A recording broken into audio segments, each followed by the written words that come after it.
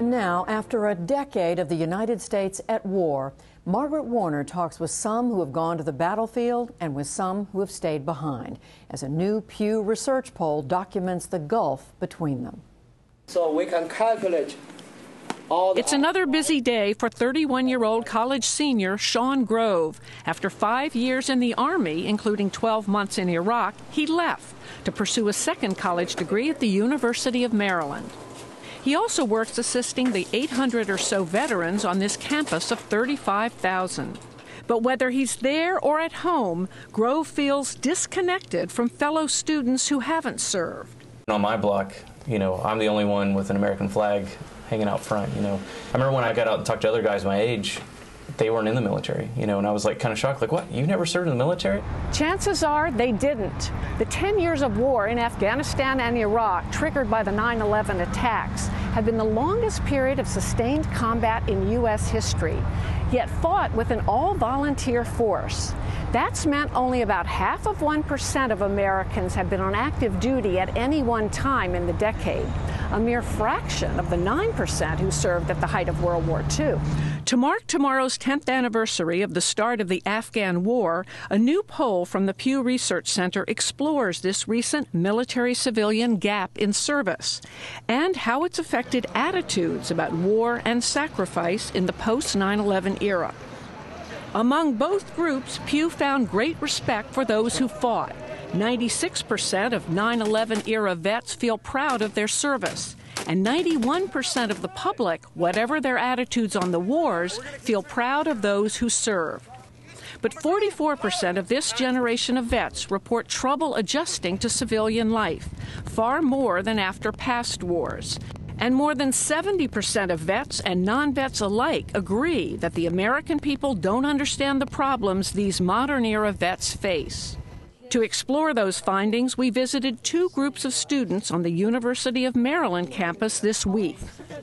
The veterans at Maryland ranged in age, rank, and experience, but all said their military service had changed them for the better.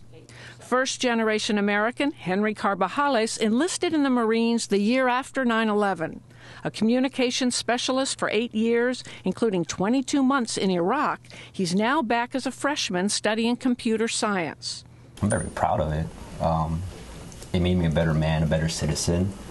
I may not have a concrete goal I want to do in my life, but at least I know I'm capable to achieve anything I want to achieve. All thanks to the military.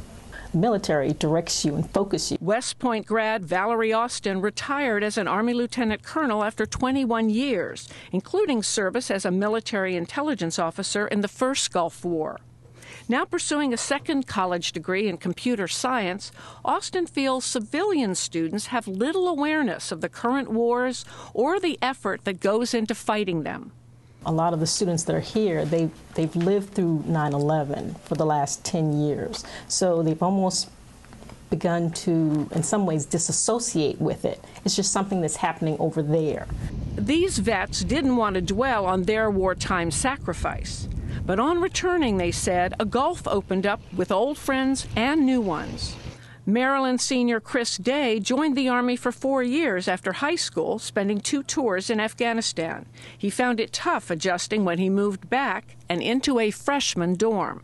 I couldn't relate. I was so happy and motivated to be here, and they were just, crying about having to wake up for an 8 a.m. class, and I was like pumped to go to an 8 a.m. class, and glad I wasn't waking up before the sun rose, and so students, the perceptions are completely different, and I feel as though we're a whole lot more grateful for the small things that, color, like outside there's grass and there's a sun that doesn't have dust over it. This doesn't surprise Maryland professor David Siegel, who directs a military organization research center there and consulted on the poll.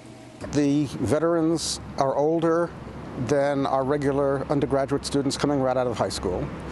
They've had life experiences that the other students haven't had, and they certainly feel that the other students tend not to understand what they have been through, and they're absolutely right. But it's more than the age difference. These vets say few of their fellow students or professors even ask about what they've been through. I would get this randomly where I would just, I guess they call it a 1,000-yard stare. As for my teachers, fellow peers, I don't really talk about what I've done, what I do. I just, yes, I was in the service and that's it. They don't really ask any questions. These, veterans coming home aren't, they're not victims. They've experienced something hard, they've come back, they're stronger from it, and they're normal Americans trying to live their life. Master's degree student Shelley Bourgogne, a retired 37-year-old Army lieutenant with 2 tours in Iraq, thinks post-9/11 vets are having a tough time re-entering civilian life because there's such an anomaly in their generation. When men came back from World War II, they all had served, so there was a commonality,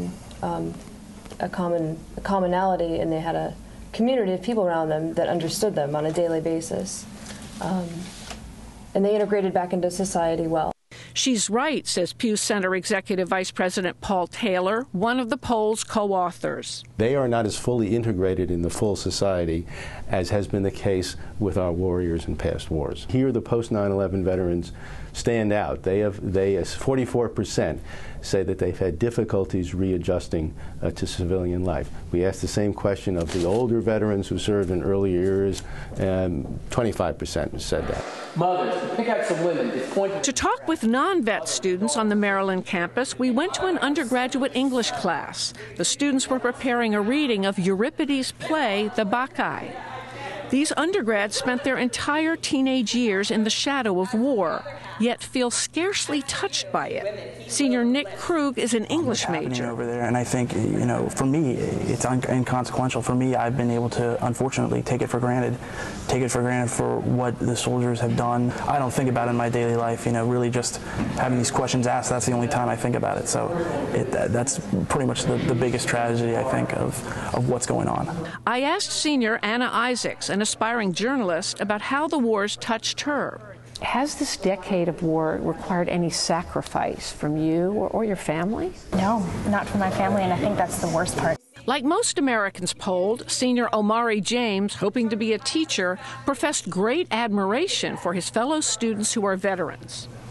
Immense respect, because, just walking past them, and they're in their uniforms, or them to have served, they elicit that respect. Yet they admitted they don't know many veterans on campus and never considered the military for themselves after high school. I only ever met people who had served in these wars when I came to college, and they tend to be people from, poorer backgrounds, from different areas, from the South, and it makes you question, why are these the people who are over there, and why not us, and why isn't it me? So what can be done to bridge the gap? The Pew poll showed both the public and veterans have such confidence in the professional military that they don't want to return to a draft. I will serve the country someday by teaching. My friend will serve the country by being a great doctor. There's countless ways to do it. It just depends on how you look at it.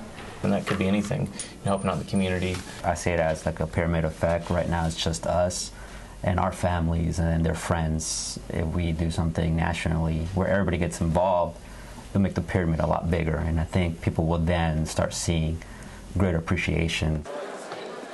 That appreciation and more understanding from the American people is what the post-9/11 veterans most yearn for.